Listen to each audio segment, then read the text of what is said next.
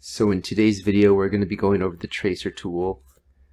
Basically, the tracer is a great way to debug if you run into an issue while testing some code or testing some case type. So there's two types of tracers. One is the tracer from here. This is a very broad tracer. It's going to trace everything you're doing. So if I were to click on this menu right here, it's taking a second to load because the tracer is actually running in the background.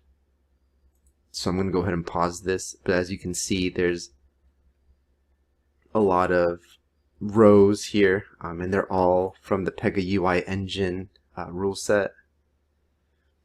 So I'm going to just show you some cool tips and tricks about the tracer. So I'm going to start off with the settings. So I like to actually play with the settings a lot.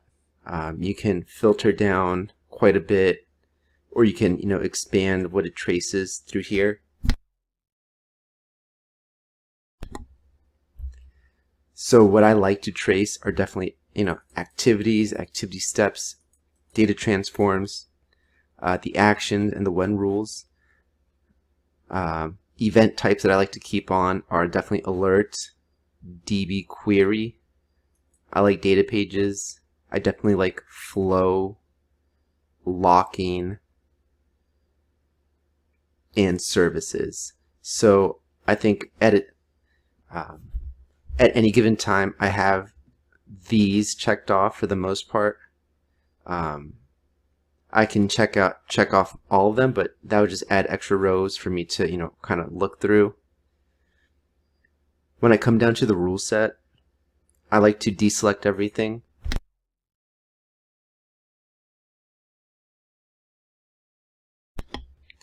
And then I like to enable only the rule sets that matter to me.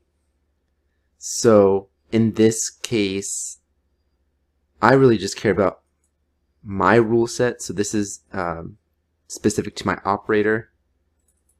These are the rule sets of my application, and these four are the rule sets in my application, and the rest are some PEGA rule sets.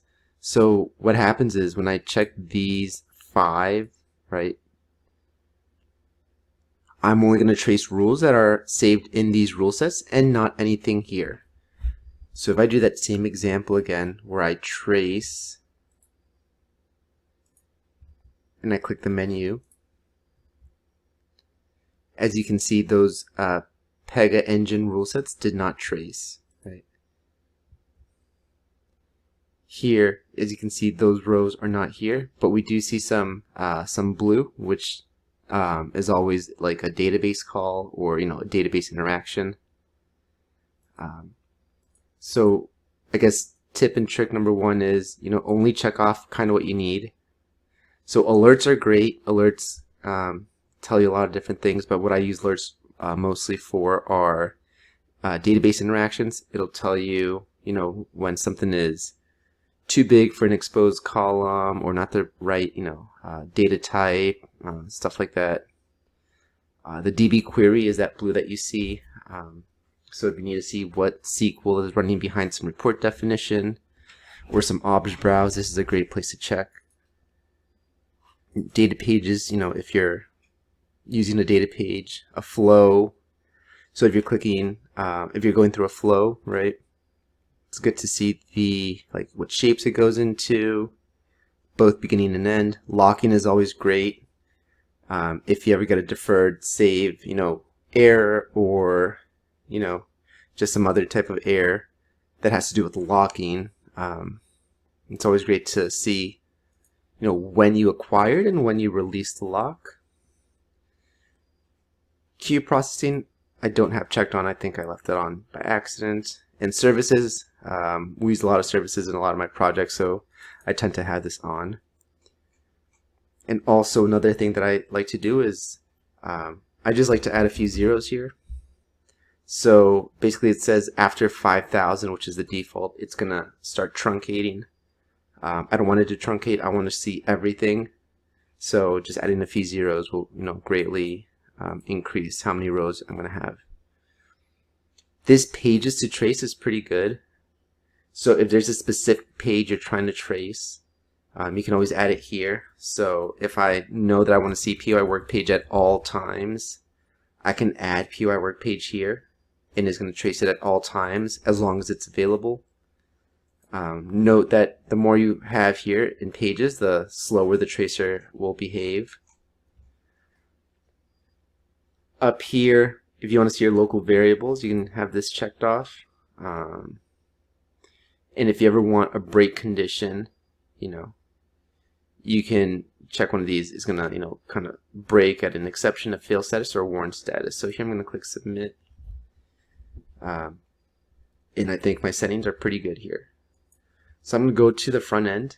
I'm going to fill in some information. I'm going to go ahead and click submit. Right, and here we have an error. So this says flow action post process error in here. So if I were to play this and I click submit once more, right, I see that the exception occurs at the second step.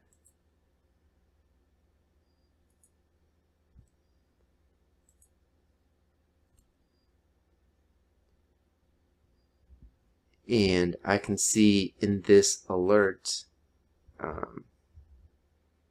that there is an issue with the timestamp, right? And how I can see that is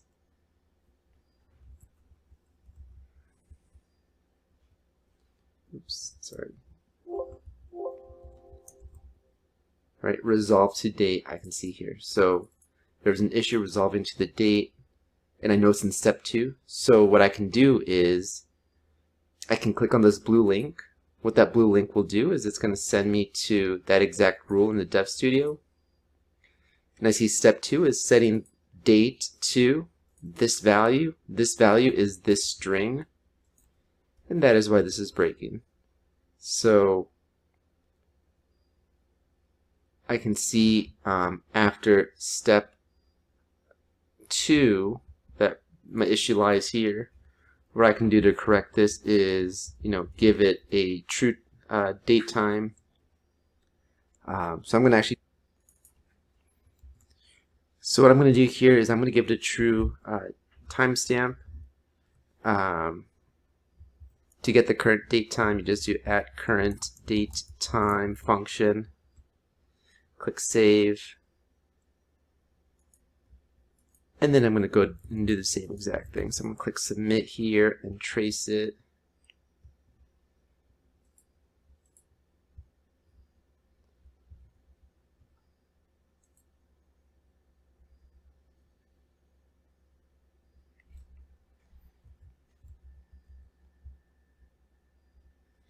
So I'm going to click submit here and trace it.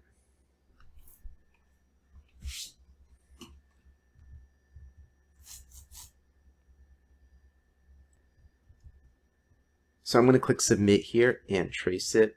So here's my tracer. It's on play. Click submit. And it goes through this time. So I'm going to go ahead and pause this.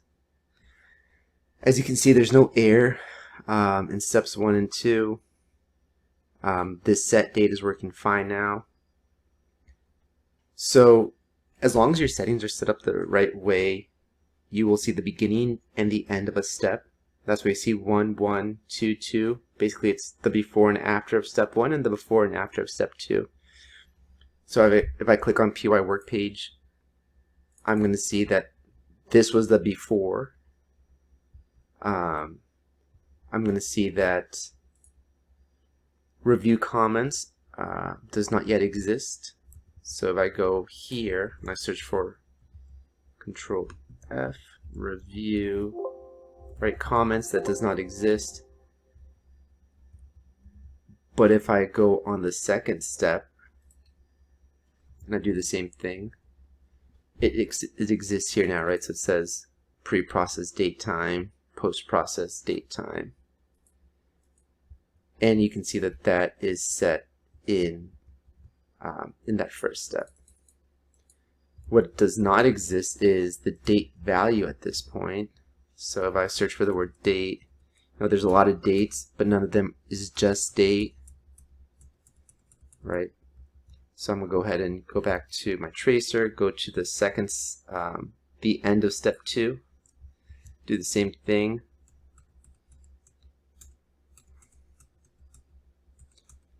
And now we see date is here, right? Date time is 0919. That's just today's date.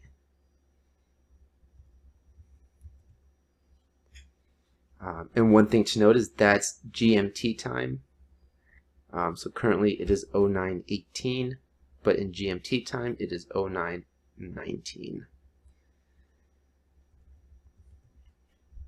And so what I talked about in the settings, when you want to trace a specific page, right, the way I like to look at these columns is this column, if you click on it, you get to see your parameters, your local variables, your pages. So here, right, we have our parameter page name. We didn't set any parameters, so there's really nothing to check, but if you do set parameters, here's where you would get it. The primary page name is PY work page, right? So here's that same page. If I were tracing a specific page and it existed, it would be right under here. It would be under my primary page, just listed. And optional properties, just extra information.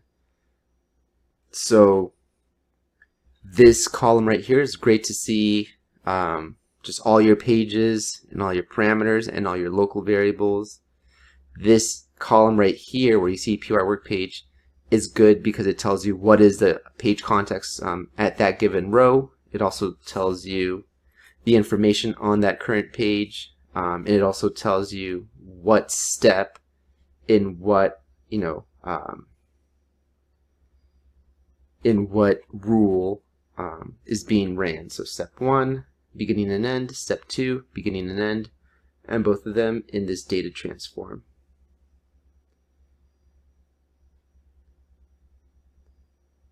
So as I said before, I also have the flow checked out, right? So because I have the flow setting checked out, I see flow connector, flow end, flow start, right? Basically it's saying this flow has ended and now I'm starting a new flow over here.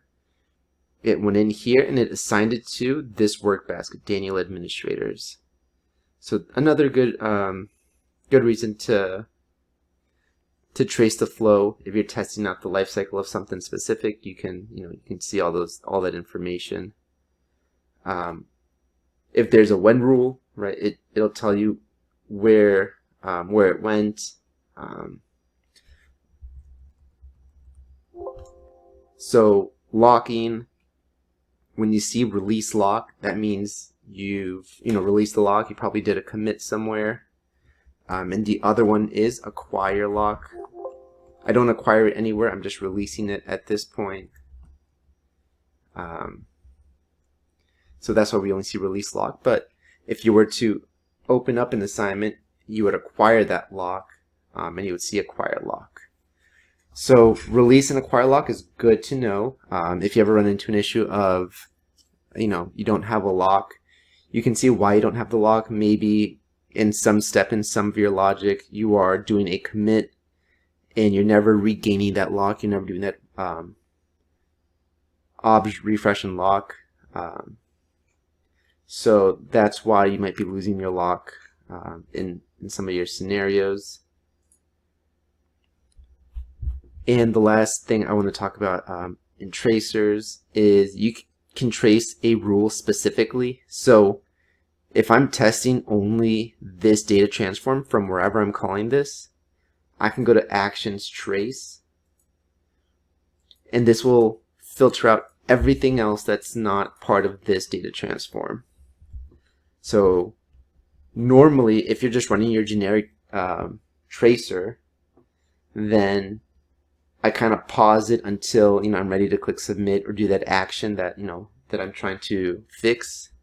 But if I'm just tracing a rule, Then I can go directly to the rule, whether it's a data transform, an activity, a data page, and click on actions and click on trace. So with this tracer, I don't have to click pause until I, initiate the action. It's only going to trace this rule whenever this rule is invoked. So I can, just keep it on play at all times. And let me create a new case. As you can see, nothing has traced yet, and only when I click submit does this trace. And that's because, again, it's only going to trace when this specific rule is invoked. And that's less filtering for you to do at the end of the day. So I like to use rule specific tracing when I know which rule is breaking or which rule needs some attention. And if I'm just trying to debug something from scratch, using the generic tracer that traces everything is always a good option. So those are just the basics on on tracers. There's definitely a lot of options here. You can trace a different operator, and we can go over that in another video. So thanks for watching, and stay tuned for more PEGA tutorials.